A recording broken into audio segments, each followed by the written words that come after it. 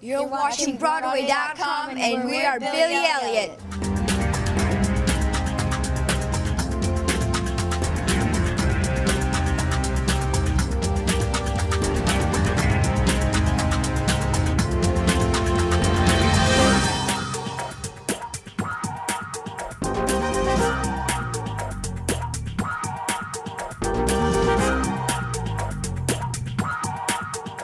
It's about a young boy, about 10 years old, who his family is going through a miners' strike, and it's a really difficult time for them.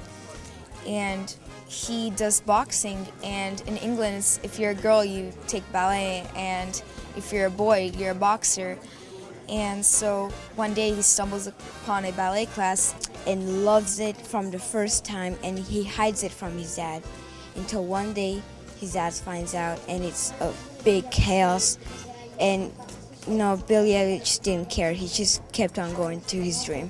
I think that it's a story about, a little boy trying to get his dream, and in a community that's under a huge amount of pressure that the government is trying to shut down, and they're struggling and fighting. And in the middle of this collapse, this struggle, there's this little magical child, this little talisman, this little phoenix, that all the hopes and dreams of the society are put into this one little boy who can get out and fly and succeed and do something else.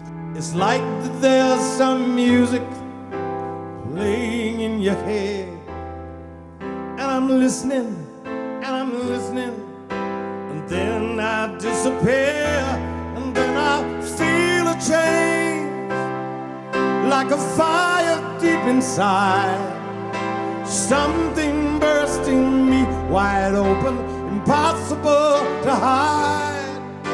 And suddenly I'm flying like a bird, like electricity.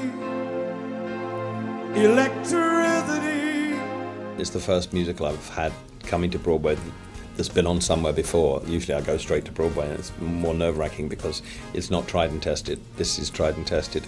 Doesn't mean to say it's going to be a hit. Doesn't mean to say you don't have as many nerves. But also being part of the team that made it. I mean, it started off saying what a great idea, and then of course it turned into the logistical nightmare for Stephen Daldry and everybody, rehearsing everybody 3 times over. Working with someone of the caliber of Stephen Daldry and Lee Hall, it's pretty amazing. Stephen is...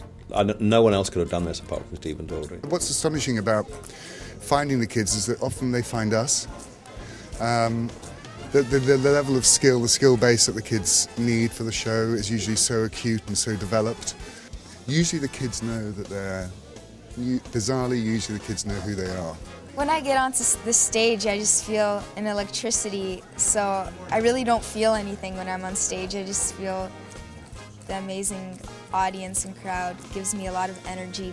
I think it's amazing knowing that other people are doing what you do, and other people know what it's like to be a dancer.